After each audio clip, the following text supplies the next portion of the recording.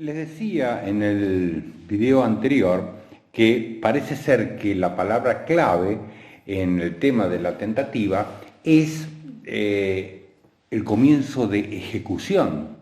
O sea, a partir de qué momento se entiende que resultan relevantes en materia penal estos actos que dan comienzo a lo que se llama la ejecución del delito.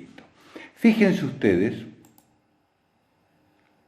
que el Código Penal, en su artículo 42, les explicaba que la tentativa es una forma de ampliación de los tipos penales. Recuerden ustedes que los tipos penales en la parte especial del Código están redactados como si el delito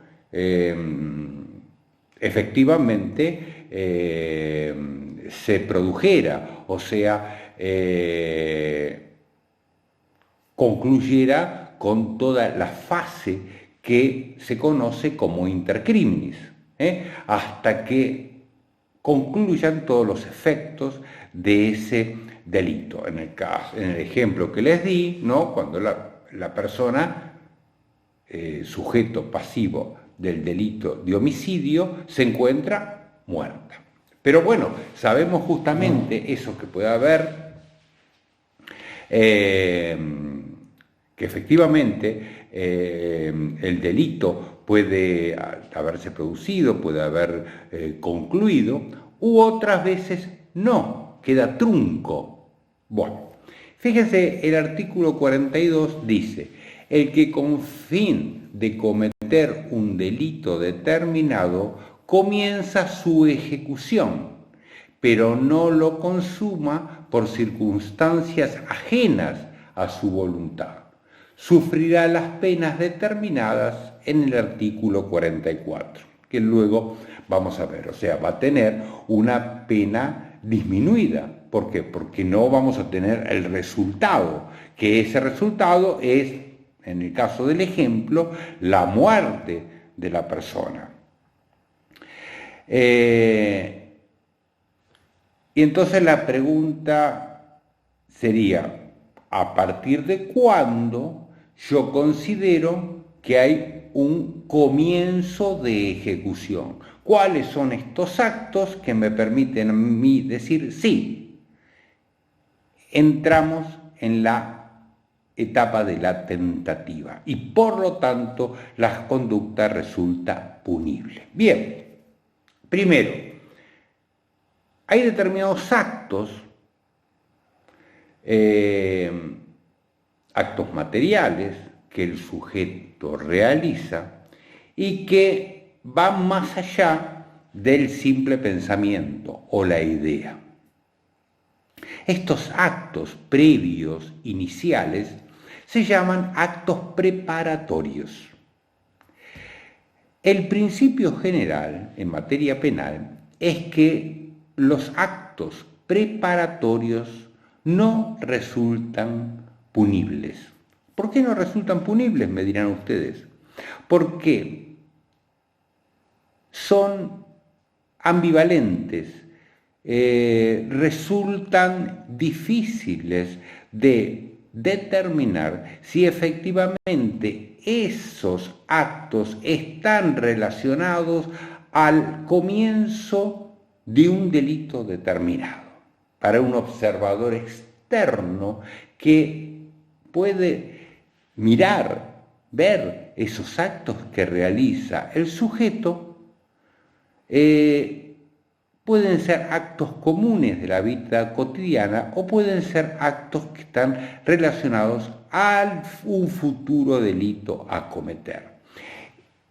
Entonces la ley prefiere, ante esa incertidumbre, optar por decir: estos actos que son confusos, que no terminan de definirse, los excluimos de el derecho penal, intervenga y castigue estos actos.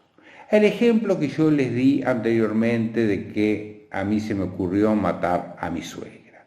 Bien, y yo que la quiero matar envenenándola a través del veneno más poderoso que hay en el mercado. Entonces yo voy a la forrajería y compro veneno. Hasta ahí, mi conducta está relacionada con ese futuro delito exclusivamente a través de mi mente. El que ve desde afuera, el que me ve a mí, el que me vende el producto, el otro cliente que está al lado mío y me está escuchando, observa y ve que estoy haciendo una tarea común, rutinaria, que puede hacer cualquier persona, que es comprar veneno para rata. No le llamaría la atención absolutamente a nadie. ¿Por qué? Porque muchísima gente va a la forrajería a comprar veneno para rata. Solamente está conectado esa conducta común, general, que realiza cualquier persona, con mi idea. Bien, avanzamos. Llego a mi casa, guardo el veneno para ratas y lo dejo guardado. ¿Qué pasa hasta ahí? Nada, es lo que hace habitualmente la gente, dejarlo guardado en un lugar seguro. Bien, luego de eso,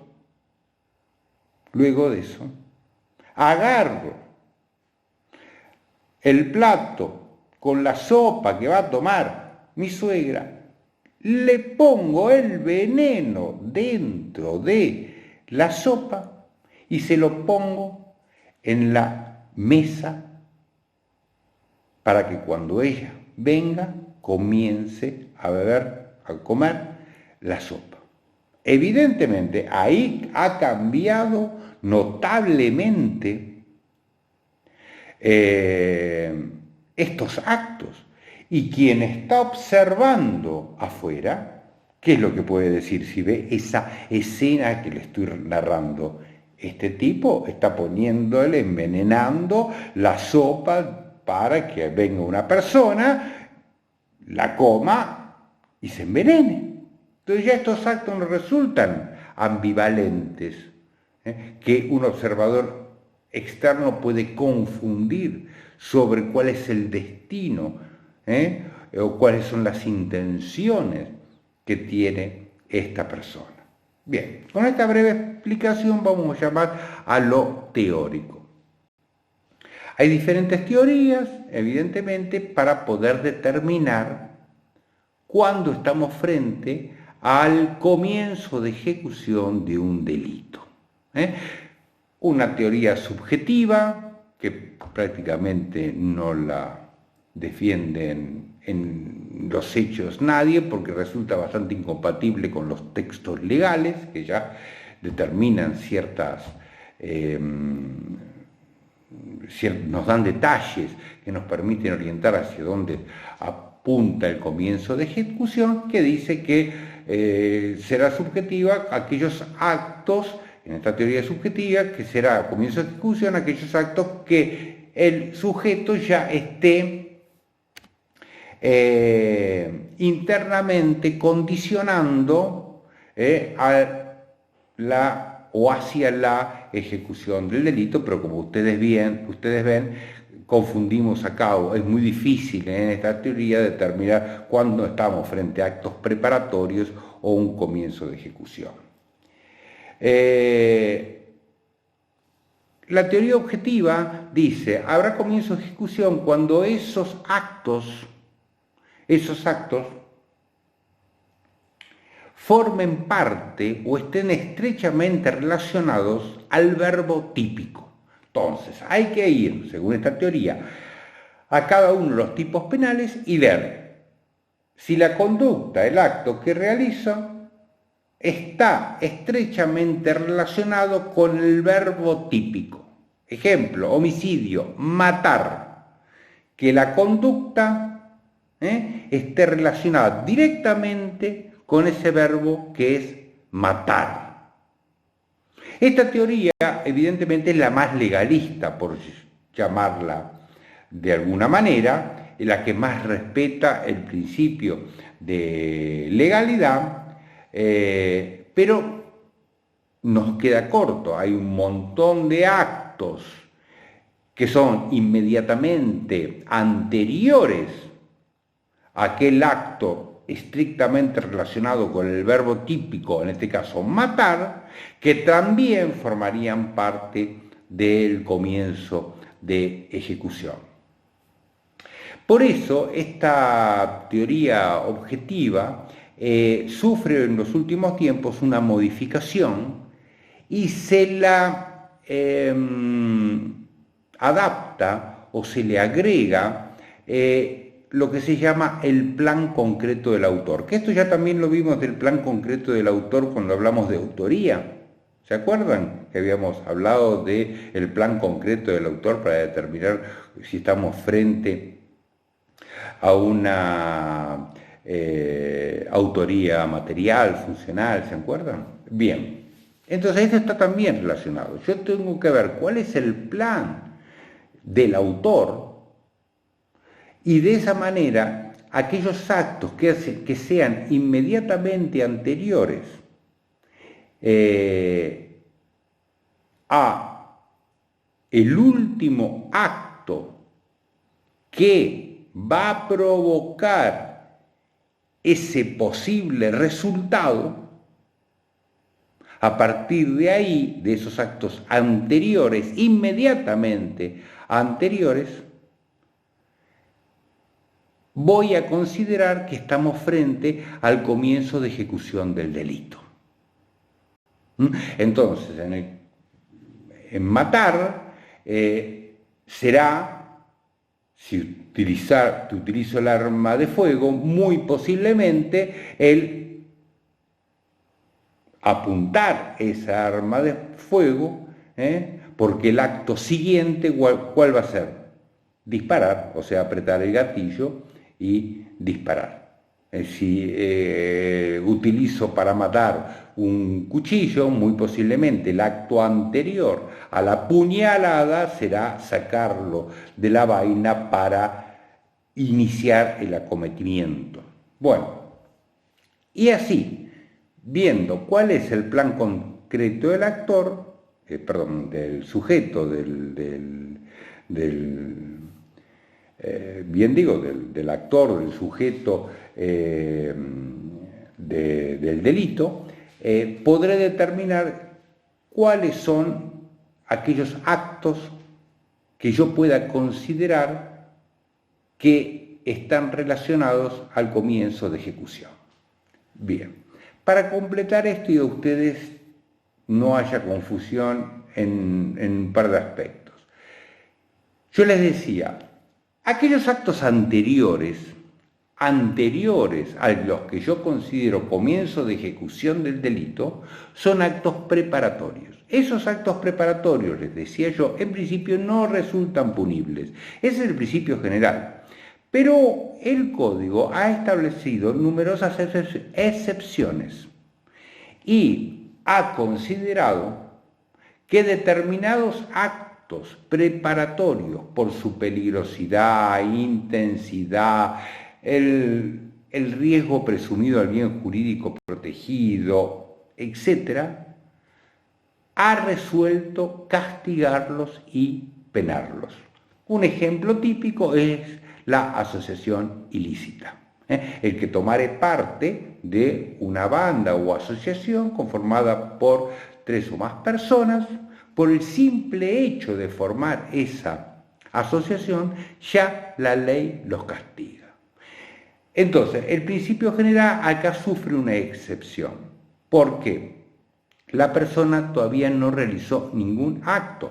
De ahí que, todos estos tipos penales donde se castigan actos preparatorios tienen un cuestionamiento constitucional muy importante. Imagínense que todavía la persona no realizó ningún acto y ya la ley lo castiga por solo formar parte o tomar parte, por ejemplo, de una asociación ilícita. Piense usted, todavía no cometieron ningún delito, simplemente han pensado o se han puesto de acuerdo 3 sujetos o más para formar una asociación ilícita para cometer delitos en forma indeterminada. Todavía no cometieron nada, no hicieron nada, pero la ley entiende que se encuentra perturbado el orden social, que hay un gran peligro de que estas personas hayan decidido reunirse solamente para cometer delitos y por lo tanto estos actos preparatorios que en principio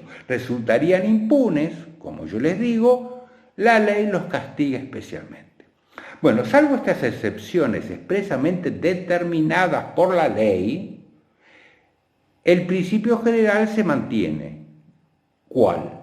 Los actos anteriores al comienzo de ejecución de un delito resultan impunes. En el caso del ejemplo de yo quiero matar a mi suegra, el hecho de haber pensado querer matarla, a tomarme el colectivo, llegar hasta la forrajería, comprar el veneno, volver a mi casa, guardar el veneno, todos actos evidentemente muy relacionados con el futuro resultado que yo pretendo, pero que la ley no los considera.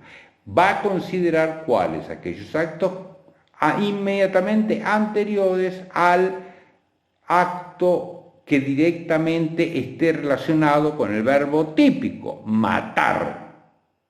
Entonces, ahí yo voy a ver cuáles son esos actos inmediatamente anteriores. En el ejemplo parece ser que el acto inmediatamente anterior es preparar la sopa y poner la sopa sobre la mesa a la espera de que llegue mi suegra y que la coma. Vamos en el ejemplo. Según la teoría subjetiva, habría comienzo de ejecución de que yo estoy pensando o yendo a comprar el veneno porque está relacionado exclusivamente mi intención. La descartamos. La teoría objetiva, únicamente el verbo típico matar sería cuando mi suegra empiece a ingerir, comer, agarra la cuchara y la come la sopa. Ahí comienzo de ejecución. No alcanza, muy limitada. Completo, ¿con qué? Con la teoría del plan concreto del autor y amplío entonces los actos que son comienzo de ejecución a los actos inmediatamente anteriores a los que están relacionados con el verbo típico, en este caso, matar. Y ahí se completa, digamos, la idea de cuándo puedo yo considerar que hay comienzo de ejecución del delito. Cada delito, por las particularidades que tiene su propio comienzo de ejecución. Por el tipo de delito de que se trate, y dos, por las circunstancias que ese delito va a cometerse. Ejemplo, no es lo mismo matar a una persona de una cuchillada, de un disparo de arma de fuego, de una bomba, poniéndole una bomba abajo de la casa o agarrar un hacha y partírselo por la cabeza. Verán ustedes, y así infinidad de supuestos relacionados a cómo puedo yo matar a una persona. Y en cada caso particular habrá que determinar efectivamente cuando en ese delito, homicidio, matar a una persona, debemos considerar aquellos actos que dan inicio al comienzo de ejecución. Otra de las discusiones que se han dado en materia de tentativa, que van a ver ustedes en los libros y los van a estudiar, ¿qué tipo de dolo resulta compatible con la tentativa?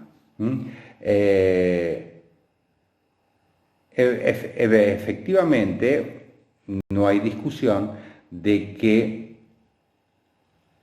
el dolo directo está relacionado directamente, valga la redundancia, con la tentativa.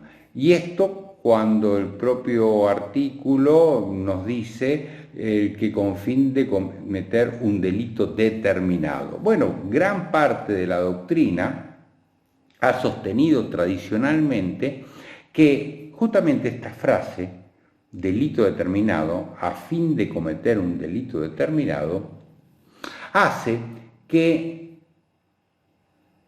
la tentativa resulte compatible exclusivamente con el dolo directo.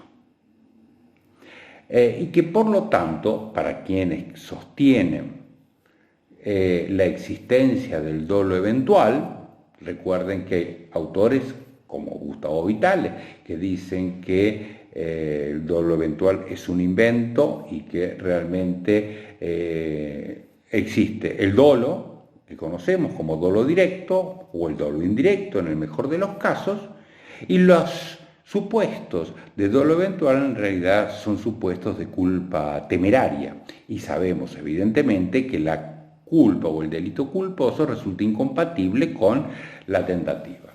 Bueno, pero para la doctrina tradicional, que ustedes también deben saberla, la mayoría sostiene que efectivamente el dolo eventual es posible, existe como categoría. Entonces, la tentativa es compatible con el dolo eventual. Bueno, en los últimos tiempos, varios autores, entre ellos Zaffaroni, sostienen que sí, que cometer un delito determinado no nos indica absolutamente nada sobre el dolo de ese delito. Que ese delito puede haber un comienzo de ejecución, el elemento subjetivo que ya habíamos hablado de la tentativa, recuerden ustedes que para algunos está completo y para algunos está incompleto, pero que resulta posible ese comienzo de ejecución, el inicio de la tentativa, ya sea que el dolo de la gente sea un dolo directo, un dolo indirecto o un dolo eventual. Bien, el artículo 43, segunda parte, porque la primera habla del desistimiento, que lo vamos a dejar para más adelante, el desistimiento de la tentativa, nos dice que la pena que le corresponde a la gente, al sujeto, si hubiera consumado el delito, se disminuirá de 1/3 a la mitad. Acá hay una discusión que viene desde hace años sobre cómo calcular esa disminución referente a la tentativa. La gran discusión es, ustedes saben que todos los delitos tienen una escala penal, salvo aquellos delitos que prevean la prisión o reclusión perpetua, que es imposible disminuirlo, porque tiene inclusive una disminución determinada para cada delito previsto por el Código Penal cuando se dan situaciones de tentativa de delitos relacionados a la prisión perpetua.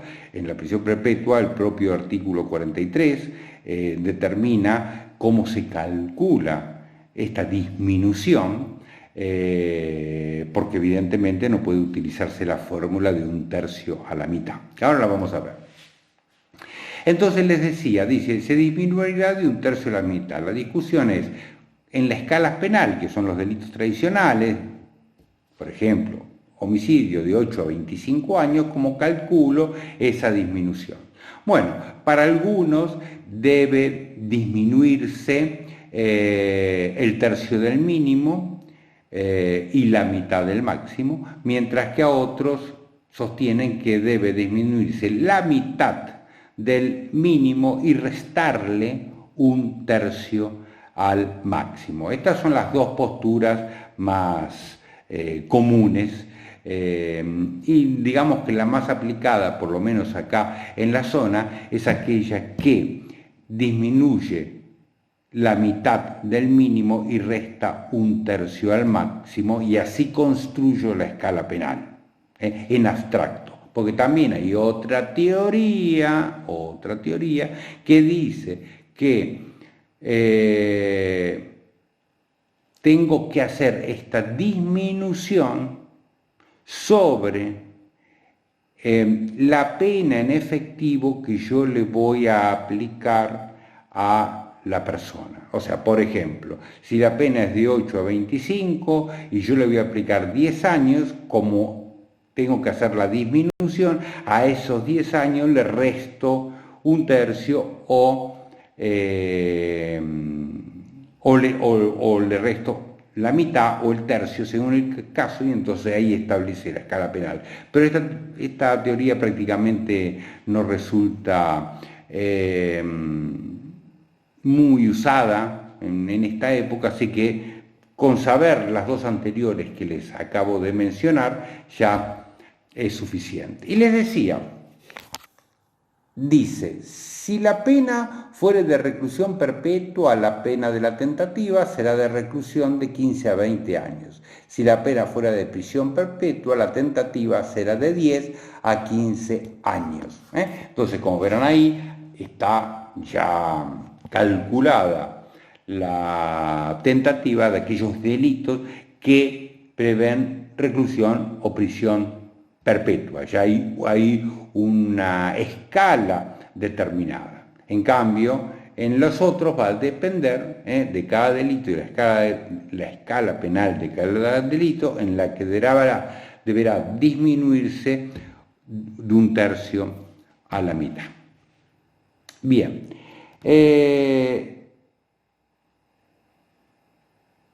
Ya en el próximo videíto vamos a ver dos cuestiones que resultan relevantes en materia de tentativa, que son lo que se llama las tentativas inidóneas y el delito imposible, que está previsto también en el artículo 43, y aquellos supuestos en que se conoce como desistimiento voluntario de la tentativa. ¿Qué pasa cuando el sujeto que ya ha comenzado la ejecución del delito decide desistir, cortar en el medio del intercriminis? ¿Cuál es la solución que da la ley? Eso lo dejamos para el próximo video. Nos vemos.